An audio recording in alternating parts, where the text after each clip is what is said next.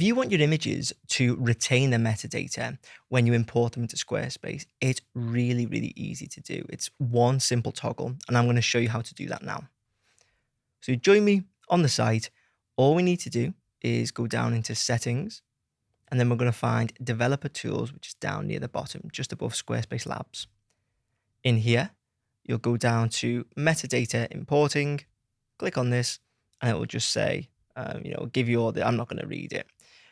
But then all you need to do is toggle this, hit save, and there we go. So when you add your images into Squarespace, it's going to carry over that metadata. Really, really simple. So hopefully you found that useful. If you did, please make sure to leave a like and hit subscribe. And if you want me to build your Squarespace website, you can get in touch using the links in the description.